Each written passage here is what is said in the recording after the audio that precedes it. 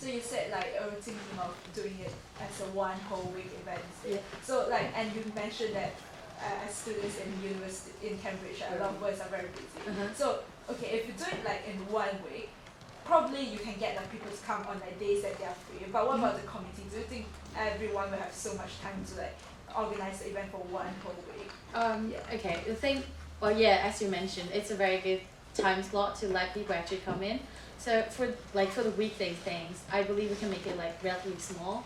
Like it's not a square thing with 400 people, but it's more likely you sign up beforehand. So we have like something between 10 to 50 people. So then we don't need that many committee members there. We could have like, we could invite, if it's like a competition thing, we could also invite like professional chefs. So we don't need that many people coming into that single day, so we can allocate people to different days. So it's actually quite helpful for the committee, because as a committee you can't be free for the whole week. So you could pick the slot, you're actually free and take charge of that day. So I believe like this time allocation would be much efficient than just having everything on the single afternoon.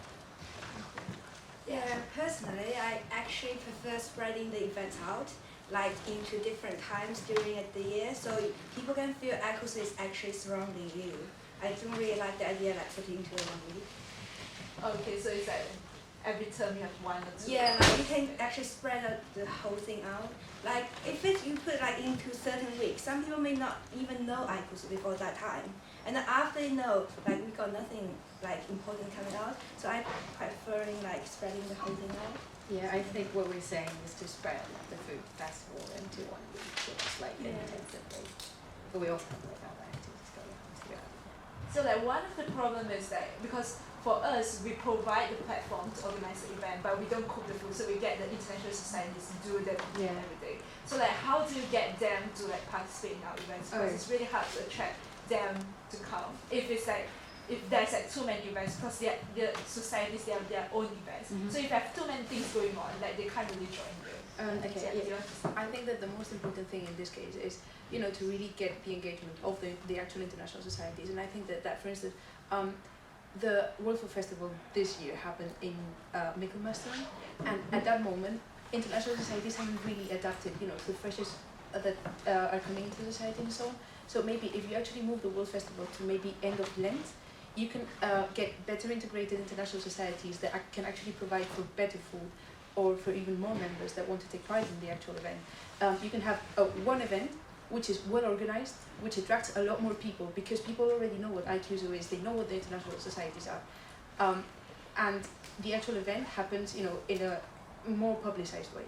And it's better organized with a bit more time. I actually talked to the provost social officer about this. So last year, all the food suppliers are actually societies, so they cook their own food. I believe this year can also invite certain like restaurant outside Cambridge came in and prepare proper food.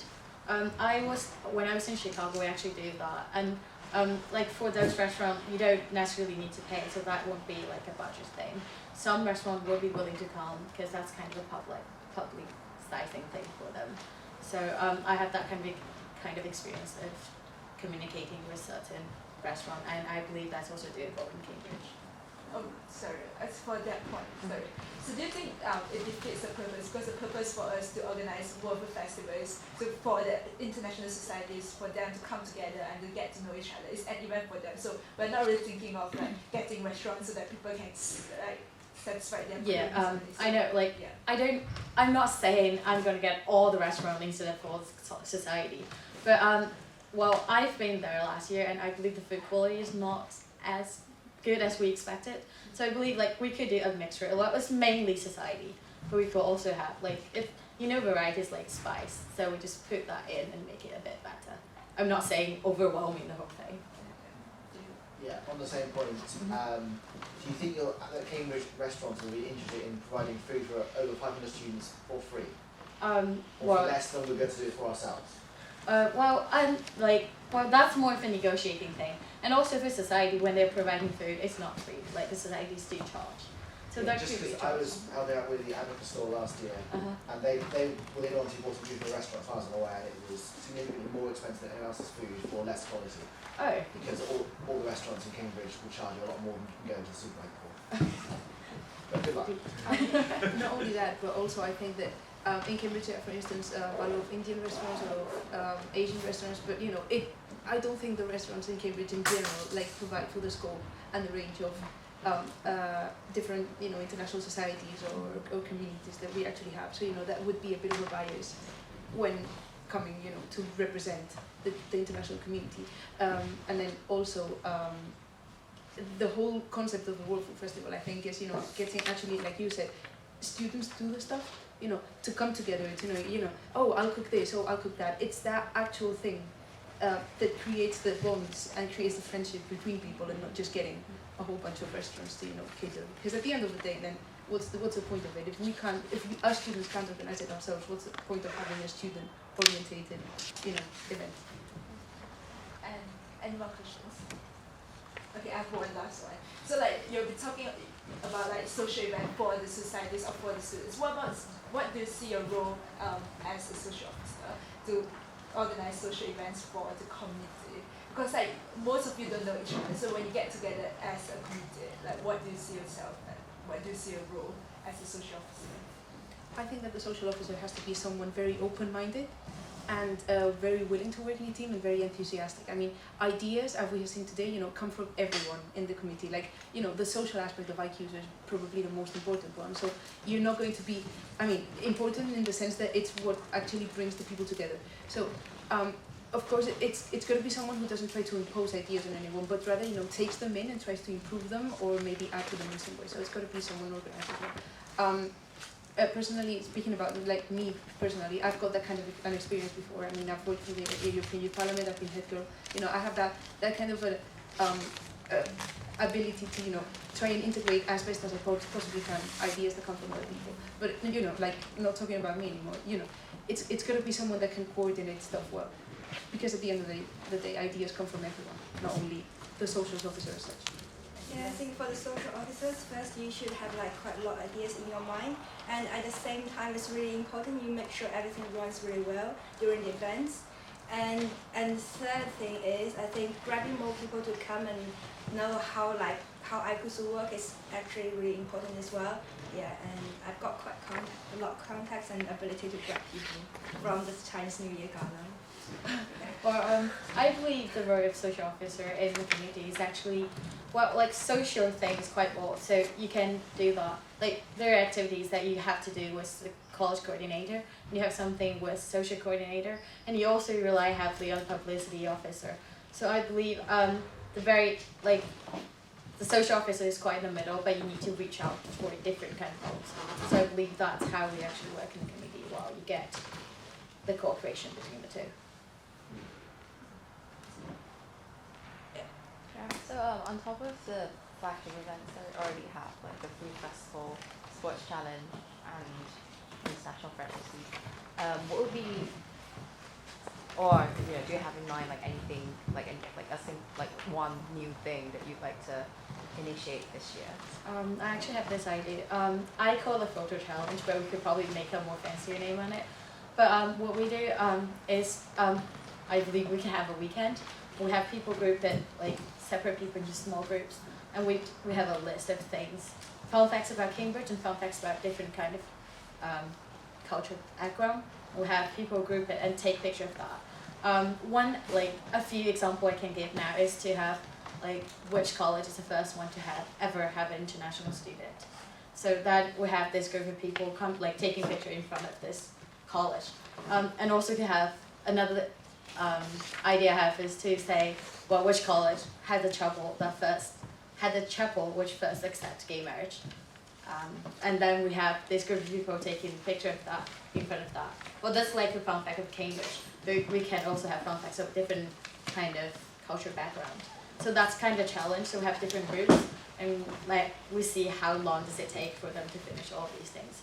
So at the end of this activity, we have the intra-group bonding, and also have the inter-group bonding as a competition going on. And also we kind of know the different cultural background and fun facts about Cambridge. And also have those lovely pictures, which is definitely going to stay there for the rest of the year, remind you of that strong event of Aikusu.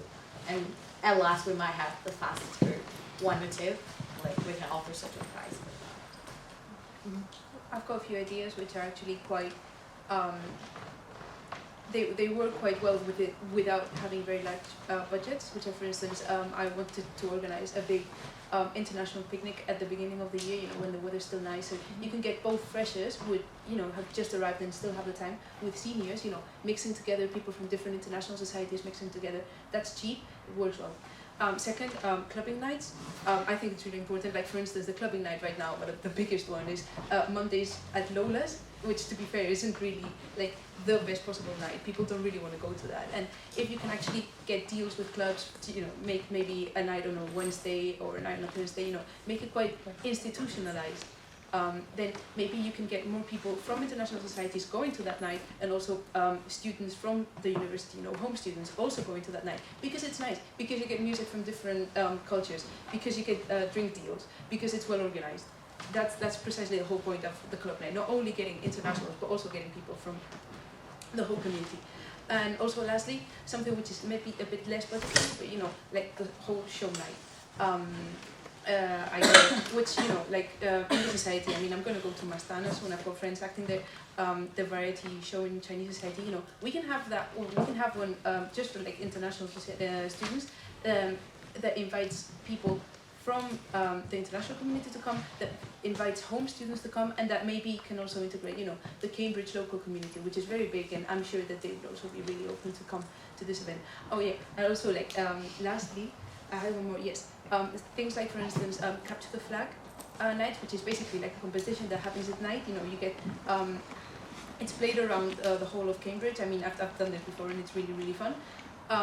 Maybe different like international societies can have a team, and you play this game, which is basically, you have to seize the flag from another person, which is hidden, you know, around Cambridge, at a spot in Cambridge. It's done at night. You can do that, and at the end, maybe you can have some socializing. So you get people from the actual international society socializing within themselves because they are a team, and then competing against each other, but at the end, you know, having that socializing at the end, which is always nice, and it's free. Yeah, I think Aikusu is actually a place for people to meet together and make friends. So if I be elected, I want to focus on the foremost mode actually, because from my past experience, everyone becomes suddenly available when the foremost come out, and especially when the college they've never been to. So I want to hold in foremost like under different themes, like Halloween's, Valentine's, or different things, so people can get together more, meet more, and like make friends, and then it's actually they can feel it's actually Aikusu holding them together.